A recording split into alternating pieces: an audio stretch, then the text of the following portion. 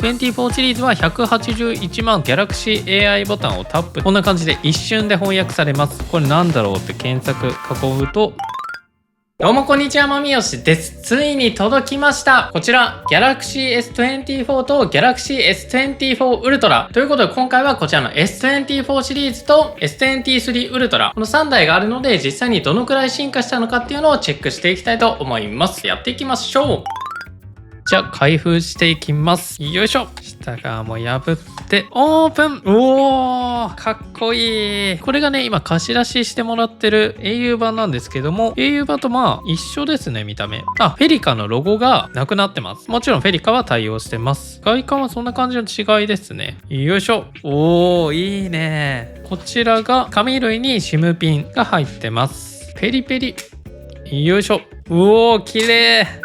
今回ね、そう、画面の素材が変わったことによって反射がね、かなり少なくなってます。これめちゃめちゃわかりやすい。左が S23 Ultra、右が S24 Ultra になります。このね、反射、映り込みが全然違うのわかると思います。これがね、地味に今回めちゃめちゃ嬉しい。これぜひショップ行った時、違い見てみてください。で、あとは今回 S24 Ultra に関しては側面がチタニウムになってます。前回の S23 はこう光沢仕様だったのが、ちょっとマット加工になってますね。筐体比較すると、まず側面の材質が変わったのと、上部マイクが1個から2つに増えてます。右側に関しては特に変わらないですね。素材が変わったぐらいで、底面に関してはスピーカーの穴がつぶつぶだったのが一直線になってるのと、それくらいかな。あとペンのこの出っ張りがちょっと変わってるかもな。今までのペンはここの部分が丸っこくなってたんですけども、こっちはフラットになってますね。全体的に丸まってるのからフラットになった感じになってます。で、カメラ部分の見た目に関してはあんまり変わんないですね。じゃあ早速電源つけてデータ移行していきましょう。電源ポチッ。サムスンギャラクシー初期設定していきます。で、実際にもう S24 Ultra 初期設定してあるやつがあるので、こちらからデータ移行の方をしていきます。どのくらいデータが移行されるのかも見ていきましょう。別のデバイスを使用して簡単設定をやっていきます。この画面でギャラクシーを横に置くと、こんな感じでセットアップっていうのが出てくるので、前の端末で設定をタップ。QR コードをスキャンしました。そうするとね、勝手に Wi-Fi に接続してくれて、スマートフォンを設定しています。ユーザー認証に関しては前のデバイスのパスコードですね。モバイルネットワークに接続。モバイルネットワーク、これ今楽天入ってるんですけども、これは後で設定でやっていきます。Android デバイスからデータをコピー、次へスマートスイッチを開始。で、今回はケーブルでもできるんですけども、ワイヤレスでやっていきます。転送するデータに関しては 25.73GB、16分でできるって書いてあります。転送できないアイテムを確認。アプリに関してはカレンダー、LINE、アプリのポリシーにより転送できないデータ。あとは標準の壁紙とかです。結構データっていうのは移行できます。これ全てで次へで選択していきます。LINE とかに関してはアプリ側でね、バックアップとかが必要になります。じゃあこれで次へ。転送中。画面を常にオン。じゃあこれでどのくらいでできるか。14時51分から25ギガのデータ移行をします。Google サービスバックアップしますかとか出てるので同意。高度なインテリジェンス、次へ。今回ね、高度なインテリジェンスということで結構ね、いろんな機能が入ってるので後で紹介していきます。準備完了。そう、Galaxy のデータ移行に関しては、データ移行中に関しても操作をすることができます。今さっきから3分しか経ってないんですけども、アプリ徐々にインストールされてます。じゃあ転送待っていきます。はい、データ移行完了しました。15時5分。ここから転送されたデータを整理中っていうのがあります。残り15分。データ転送完了しました。だいたい25分ぐらいかな。実時間通りって感じでした。移行が完了するとこんな感じでほぼほぼ一緒になってます。このメッセージアプリだけないな。このメッセージアプリはあれかな、キャリアモデルしか入ってないのかも。なので基本的にはだいたい同じ感じで復元されてます。じゃあどんな感じで復元されてるのか見ていきます。まずギャラリー。撮影した写真、動画問題なく移行できてます。Spotify は Google のスマートロックですぐにログインできました。X とかは Google スマートロックだったり Samsung Pass でログインする形です。SNS 系は基本的にそんな感じ。Google に関してはさすが Android なのでしっかりログインっていうのがされてます。YouTube アカウント問題なくログインできてます。Chrome も OK で LINE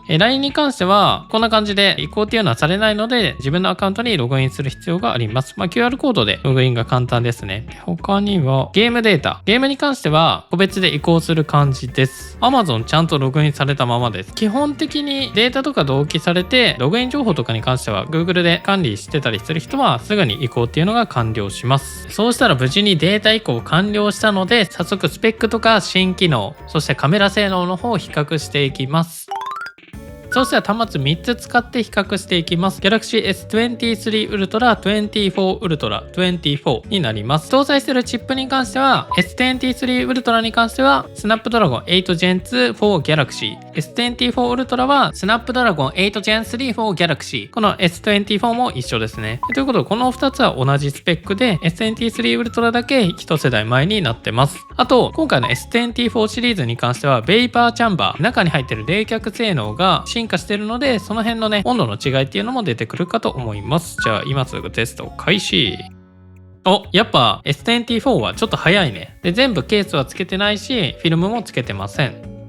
ベンチマーク終わりました。23 Ultra が158万なのに対して24シリーズは181万ということで、だいたい2割ぐらい上がってますね。で、温度に関しては23 Ultra が10度上がったのに対して24 Ultra は 6.3 度しか上がってません。24は 15.3 度上がってるので、これは多分ね、中の冷却ベイパーチャンパーの大きさの違いが結構出てるのかなと思います。あとは熱耐性どのくらいいいのか、このスコアが落ちないのか、ちょっと3回ぐらい回してみます。2回目こんな感じです。さっきと比べて若干スコア落ちてるんですけども、注目してほしいのがこの S24 Ultra と S24、 これさっき同じスコアだったんですけども、やっぱベイパーチャンパーがウルトラの方が大きい分、性能の低下っていうのがウルトラの方が少なくなってます。なのでこの辺ね結構違ってきます。3回目も回してみますか。3回目の結果がこちら。 Galaxy S24 Ultra かなり熱耐性高いのがわかると思います。暑さは23 Ultra 結構あったかい、24 Ultra、これも結構あったかいな。しっかり外側に排熱できてるっていう感じですね。長時間ゲームとかをしても耐えられるのがこの Galaxy S24 Ultra、 これかなりすごい数値だと思います。3回目の温度上昇はウルトラシリーズが 2.9 度に対して24は 4.6 度になってます。ウルトラシリーズはしっかり排熱できてるし、さらに24 Ultra に関してはベイパーチャンバーが大型化したので性能っていうのが落ちづらくなってます。ゲームめっちゃやるっていう人はこの S24 Ultra かなりいい選択肢になってます。そしたら次はね、今回の目玉機能である Galaxy AI ちょっと使っていきましょう。これめちゃめちゃすごいです。はい、まず電話をかけたらこの通話アシストを押してリアルタイム通訳を押します。 Hello. This call is being translated and live caption. こんにちは。 Hello. こんにちは。今東京に来てるんだけど、東京のおすすめのご飯を教えてください。 Can you? I'm in Tokyo now. Please tell me about the food you eat in Tokyo. I ate sushi yesterday. It was very delicious. 私は昨日寿司を食べました。とても美味しかったです。東京駅から近いところにお寿司屋さんはありますか？ Is there a sushi restaurant near Tokyo Station? わかりました。ありがとう。バイバイ。 Understood. Thank you. Bye bye. Goodbye. こんな感じでリアルタイムで海外の人と電話することができます。これめちゃめちゃ便利だね。ちょっと反応遅い時もあるけど、自動翻訳っていうのが分かってれば待てるぐらいの長さかなと思います。めちゃめちゃ便利。続いてはテキスト通話やっていきます。真ん中の通話アシストを押してテキスト通話をタップ。音声アシスタントではあなたの声をテキストに変換して通します。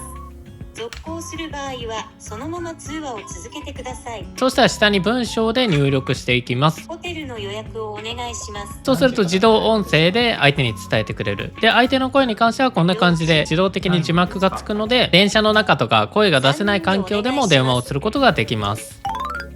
続いては通訳機能をやっていきます。外国人に道を聞かれた時とかに便利。そういった時はクイックパネルを開いて、この中にある通訳をタップ。自分の言語と相手の言語っていうのが出てくるので、まずはここを設定します。で、この右上のボタンを押すことによって相手側に翻訳結果を出すこともできます。まず最初に喋る方のこのマイクアイコンを押します。どこから来たんですか？ Where did you come from? I came from Canada. 私はカナダから来ました。こんな感じでできます。相手が話したらもう一回こっちが押すのか、どっちがまた話すかによって、ボタンを押して続けていくっていう感じです。で、音声出したくなかったらここをオンオフするっていう感じですね。これも便利です。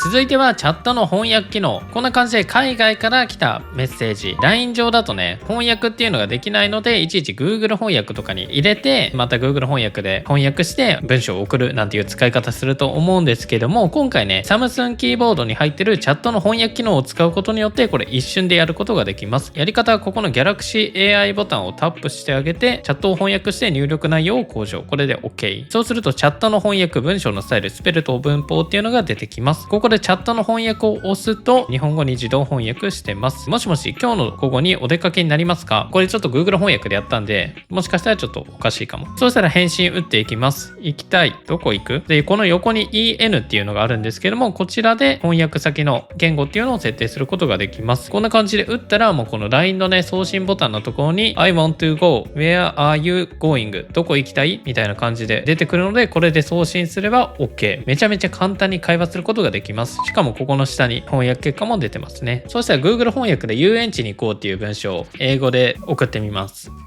はい、英語で来てこんな感じで一瞬で翻訳されます。遊園地に行こう。そしたら返信でいいよって送ると I'm fine。 これで送れると。でこれ今 LINE でやったんですけども、これ LINE 以外でもできます。ただこれは Samsung キーボードの機能なので G ボードとかにするとこの機能は使えないので注意。 Samsung キーボードを使うようにしましょう。そうしたら次はチャットアシスト。これも便利です。こんな感じでね、今日ミーティングあるよっていう感じで打ちました。これを上司の人とか、会社の人に送りたい時に何て言えばいいのか分かんない。そんな時はこの Galaxy AI のボタンを押して文章のスタイルをタップ。そうすると表現を変更中。オリジナルは今日ミーティングあるよ。プロフェッショナル。仕事用ですね。本日会議の予定がございます。カジュアル。今日ミーティングあるよ。同じですね。SNS だと今日ミーティングあるよ。ハッシュタグ会議。ハッシュタグ仕事。丁寧。本日は会議があります。絵文字化。絵文字をつけてくれるとか。こういった機能があります。でこのプロフェッショナルが良かったらこれを挿入すれば一発で変換してくれると。これも便利ですね。続いてはペンを使っていきます。ノートの新機能。会議とかでこんな感じでメモを取ることあると思います。今日のご飯はラーメンとすき焼き。字汚いんですけどもこれでもいけるのかチェックしていきます。ここの雲のマークを押して全部選択します。はい。そうしたらこのウィンドウが出てくるので、点々点を押してテキストに変換。そうすると、今日のご飯はラーメンとすき焼き。木がちょっとあれだったな。変換すると、こんな感じで今日のご飯はラーメンとすき焼きという感じでできました。字が汚い人でも全然できます。Galaxy AI。さあ、これもできるのか。囲んであげて、テキストに変換。余裕でいけます。Galaxy AI。そしたら今、サムスン公式サイトから Galaxy AI の説明についてちょっとコピーしてみました。すべてを選択を押して、ここの Galaxy AI ボタンをタップ。そうすると自動フォーマット、要約とかが出てきます。まずは要約やってみますか。要約をするとクイックリードを作成。 Galaxy AI は想像力を育み生産性を向上させ新たな可能性を解放する Galaxy のソリューションです。囲って検索では丸く囲むだけで Web 上のなんとかなんとかっていう感じでこんな感じでかなり短くまとめてくれました。でこれを置き換えすることによってメモをこれに置き換えすることもできます。じゃあそうしたらもう一回すべて選択して次は Galaxy AI ボタンで自動フォーマットを押してみます。ヘッダーと箇条書き議事録。じゃあ議事録でやってみます。そうするとこんな感じで要点をまとめてくれてどういうことを喋りました、囲って検索の部分はこういうことを喋りましたとかそういったのをやってくれると。これめちゃめちゃ便利。ヘッダーと箇条書きの場合はGalaxy AI is here はこういうことです。囲って検索はこうやって使えます。リアルタイム通訳はこういう機能ですとかこんな感じでできます。しかもいろんな種類用意してくれてますね。ちゃんとタイトルは色を変えてくれるとか。いやこれねすごい。これもうブログ記事みたいな感じでできます。これは超使える。でそしてこれサムスンノートアプリだけじゃなくて今ボイスレコーダー開きました。じゃあちょっと録音してなんか喋ってみますみたいな感じで喋ってあげると今回の音声ファイルを開いてまず文字起こしを押してあげます。今回日本語。端末で安全に音声ファイルを分析中。これはクラウドに上げたりしないので社内事項とかでもしっかりとこの文字起こしを使うことができます。こんな感じでねさっき喋ったファイルがあります。今発話者1って書いてあるんですけどもこれ2人で喋ってたら1と2でいけるっぽいですね。でしっかりねこの音声ファイルとも同期してます。流します。今回の Galaxy の特徴ってどんな感じなの？今回の Galaxy に関しては AI 機能がかなり進化してて Galaxy AI ってやつが追加されてるよ。精度に関してもかなり高いと思います。そうしたらこちらの文字起こしの横に要約っていうボタンがあるんですけども、こちらを押すことによってこの音声自体を要約してくれます。要約 OK。 さあ AI で生成中です。キーワードは Galaxy と Galaxy AI。 要約 Galaxy の新機能 Galaxy の AI が進化し Galaxy AI が追加された。 Galaxy AI は要約チャットアシスト、レコーディングアシスト、画像編集など様々な機能を提供する。 Galaxy S23 はこれらの機能を備えたスマートフォンである。こんな感じでかなり高精度で要約とかね文字起こしっていうのをしてくれるので、これはねかなり便利な人多いんじゃないでしょうか。例えばねこう取材に行ってボイスレコーダーで録音します。それを要約することによってもうブログ記事とかできちゃうからね。こんな感じでかなり便利な機能も今回の Galaxy 24だと使えます。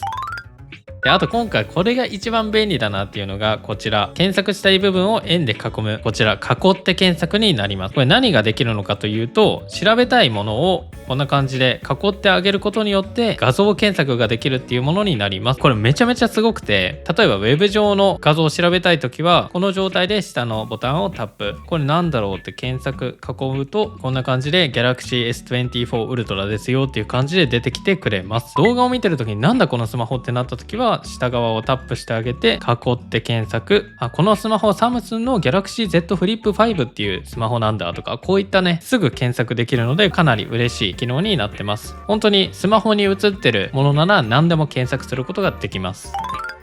続いてインスタントスローモーションっていう機能があります。撮影した動画を長押しすることによってこんな感じでスローモーションにすることができます。元はこんな感じ、長押しでスローモーションにできると。ここの部分スローで見たいとかいう時にかなり便利な機能になってます。続いては生成 AI 編集いきましょう。写真を開いて鉛筆マークを押します。そうすると Galaxy AI のマークが出てくるのでこちらをタップ。例えばこれ水平がずれててちょっとだけねこう斜めにしたいっていう場合、そういう時はこうやって水平を調整してあげて生成を押します。そうするとここの足りなかった部分っていうのを AI で自動的に生成してくれる機能になります。元の画像、生成した画像、ここの角っていうのが生成されてるんですけども全然わかんないと思います。違和感なし。端もしっかり生成されてますね。で AI 編集これだけじゃなくて、例えば写真を選んで鉛筆マーク、この右下の点が4つのマークをタップしてあげてオブジェクト消去とかがあります。オブジェクト消去を押して対象をタップ、消去を押します。はい、船を一瞬で消してくれる。こうやってズームしたら違和感はあるんだけど、ズームしなければ全然違和感ないと思います。ほら、他にもここにある塔邪魔だなっていう時はこれを選んで消してあげる。これはねかなり綺麗に消えると思います。はい、こんな感じでもう違和感なし、塔が消えます。これもねめちゃめちゃ便利ですね。で他にも機能があって、この Galaxy AI ボタンを押して自由の女神をタップ。そうするとこんな感じで切り抜きできるので、こんな感じでさらに大きさをでかくしてあげる。でそして場所はこんな感じで橋の上に立ってる感じにします。これで生成を押します。足りない部分を追加中。そうすると自由の女神があった場所が変わって、さらに元々あった場所はしっかりとね生成 AI によって違和感なく背景の部分を生成してくれるといった感じで、かなりねこれすごいです。ほら全然違和感ない。ちょっと頭の部分が切り抜きミスで残ってるけど、こんな感じの面白い機能があります。そしたら気になるカメラ画質の方をチェックしていきます。左が S23 Ultra、右が S24 Ultra になります。まずは超広角、自由の女神があるお台場で撮ってきました。でこの遠目で見るとまあそんなに変わんないですね。ほぼほぼ違いは分かんない感じで、ズームしてってみると S24 Ultra の方が自然な感じになってる感じですね。でここら辺の白飛び具合とかに関しては特に変わらず、自由の女神色味がちょっと薄く自然に寄ったかなっていう感じで、画質に関してはそんなに変わってない印象ですね。若干シャープネスがちょっと弱くなってふんわりとした感じになってるかなと思います。続いてメインの1倍レンズ、これも遠目で見た感じは若干色味が変わってる感じで、ズームしていくとここら辺の子供とかに関してはこっちの方がめっちゃクリアだな。こういった草の部分とかがめっちゃ自然になってる。こういった模様の部分もちょっとねクリアになってる感じがありますね。こことか結構違いますね。右の方がこう立体感がある、しっかり描写してる感じがあります。この自由の女神の感じとかかなり自然に描写できるようになってますね。続いては2倍で撮ってみました。2倍結構違います。ここのところズームしていくと、ここ中っていう文字があるんですけども、S24 Ultra はしっかりと見えてるのに S23 Ultra に関してはこうギリ見えるかなっていう感じなので、細部の解像感っていうのは全然違います。端の部分とかも S23 Ultra はごちゃごちゃになっちゃってるけど S24 Ultra はどんな感じになってるのかわかるとか、あとはこの辺の模様、そう今回ね S24 Ultra に関しては AI ズームっていうのが強化されてて 2.5 倍とかの場合はいい感じの写真にしてくれるらしいです。この辺全然違う。このクレーンとかこのマンションとか遠目で見るとね、こう S23 Ultra の方が綺麗に見えるんだけど、こうやってズームするとやっぱり後処理でこう綺麗に見せてるんだなっていう感じが S23 Ultra はあります。続いては3倍レンズ。これに関しては色味がかなり違いますね。S23 Ultra は緑っぽくて24 Ultra はちょっと青っぽいっていう感じですかね。S23 Ultra は若干ノイズが乗ってる感じがあるんですけども、24 Ultra はその辺補正してる感じがありますね。この辺の顔とかもこっちはノイズあるけどこっちはノイズがね少なくなってると思います。さっき言ったこの中っていう文字は3倍だと両方とも見えますね。ただ S24 Ultra は若干ちょっとジャキジャキしてる感じはあります。3倍に関しては好みなんですけども、個人的にはこっちの24 Ultra の方が好きかなっていう感じ。続いてはこちら、これ5倍ズームになります。5倍ズームに関しては S23 Ultra は10倍レンズしかないので3倍レンズのデジタルズームになります。それに対して S24 Ultra に関しては10倍レンズから5倍レンズになったのでデジタルズームっていうのはゼロの状態になってます。こうやって比較してみるとやっぱ色味がまず違うね。色味が S24 Ultra の方がかなり改善された印象です。24 Ultra の方がこういったね紙の線とか、あとはこういった模様とかっていうのがくっきり映ってますね。やっぱ光学ズームの方がかなりくっきり映ってます。ただ S23 Ultra もかなり頑張ってますね。両方とも意外と綺麗です。続いては10倍ズームになります。S23 Ultra は10倍のレンズ、S24 Ultra に関しては5倍レンズの真ん中の部分をトリミングしてるので、実質画質劣化はなしっていう感じになってます。これはちょっと同じぐらいかな。なんかこの顎の部分の影とか自然なのはこっちの24 Ultra っていう感じですね。両方ともそこまで変わんないかな。むしろ24 Ultra の方が綺麗な気がします。なので今回ね10倍レンズから5倍レンズになってスペックダウンしたみたいな感じで思われる方もいると思うんですけども、全然そんなことはないですね。これが写真比較です。そしたらウルトラシリーズの魅力2億画素見ていきましょう。ここからじゃあ手前のここら辺ズームしていきます。はい、この状態でもめっちゃ綺麗。さらにズーム。うわすごい。ここのなんていうの質感とかもめっちゃ残ってますね。こっからここです。すごい。でさらにズーム。ここまで行くと普通の写真をちょっとズームしたぐらいっていう感じですかね。でもこれでも全然綺麗だな。そしたら真ん中の方見ていきましょう。ズーム。ここの看板読めるかな。ここの看板は厳しいか。所有なんとかっていうのは読めるな。すごい。これはすごい。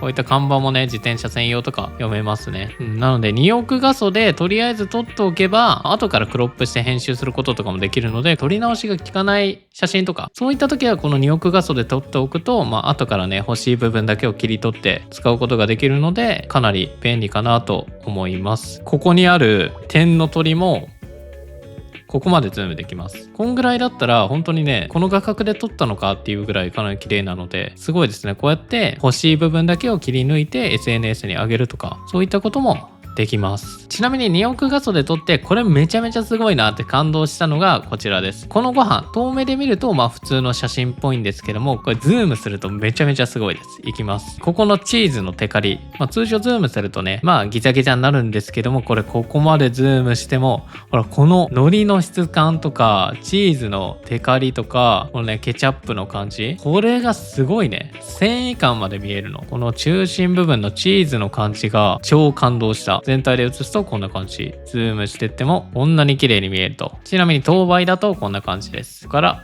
ここまで画質劣化なしで見れます。めちゃめちゃすごい。これは続いては夜景行きましょう。これ両方とも手持ちになってます。超広角は夜景には弱いですね。続いては1倍。24ウルトラの方が結構明るく映ってますね。ズームしてみると、マンションの感じはあんま変わんないかな。夜景だと、明るさがちょっと違うぐらいで、解像感とか色味に関してはあんまり変わんないですね。明るさが違うぐらいです。続いては3倍。結構変わってるような気がするな。24ウルトラの方が綺麗な感じしますね。このスカイツリーの感じも展望台の部分も若干形わかんないんですけども、こっちの24ウルトラはしっかりねこの台形になってるのがわかるとか、そうですね、この辺の解像感とかっていうのも S24 ウルトラの方が上かなっていう感じです。続いて5倍。やっぱり24ウルトラの方が明るく映す感じです。ズームすると若干こっちの方がクリアかな。 S24 ウルトラの方がクリアだけどそこまで変わん、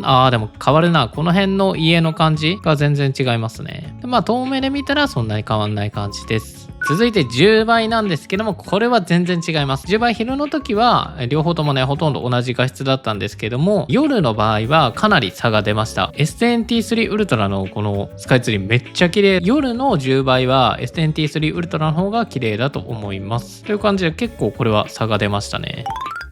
続いては動画の方を見ていきましょう。まずは超広角。これ色味が違いますね。で1倍。色味が近いのは S24 ウルトラ。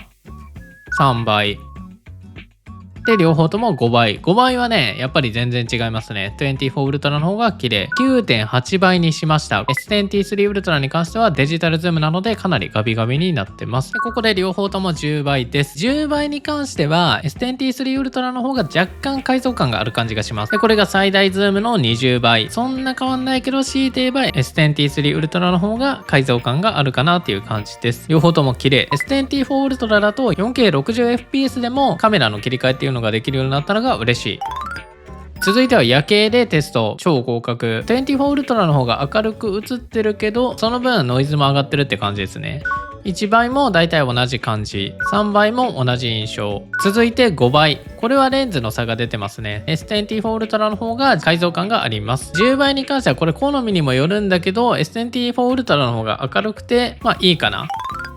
ということでいかがでしたでしょうか。こちらの Galaxy S24 シリーズ。まずこっちの S24 に関しては S24 Ultra と同じ Snapdragon 8 Gen 3 for Galaxy。全く同じチップが載ってるのにこの小さいサイズ実現できてるし、カメラ画質に関しても3倍ズームまでしかしないっていう方であれば、こっちの Galaxy S24 かなりいい選択肢になるかと思います。で、こっちの S24 Ultra に関しては長時間ゲームをやった時とかの熱耐性っていうのが高いので、ゲームやる方にとってはかなりいい選択肢になってると思います。であとカメラに関しても5倍ズーム、10倍ズームっていうのができるので、いろんなところに出かけて写真をいっぱい撮るっていう方はこちらの S24 Ultra かなりいい選択肢だと思います。持ちやすさとか重さに関してはこちらの S24 の方が使いやすいかなと思います。で S23 Ultra と S24 Ultra の違いなんですけど、まず5倍ズームっていうのが今回こっちの S24 Ultra はできるので、今までね5倍から 9.9 倍ぐらいまでっていうのはちょっとね画質が悪くなってたんですけども、こちらはねそこをうまく改善してくれてるし、10倍に関しても今までと遜色ない画質になってるので、カメラに関しても進化してるのかなと思います。ということで今回 Galaxy S24 シリーズレビューしてみました。今回の S24 シリーズ良すぎて実際にこちら S24 をメイン機にしちゃいました。これからも Galaxy の便利な使い方とか動画出していきますので、ぜひチャンネル登録お願いします。以上、バイバイ。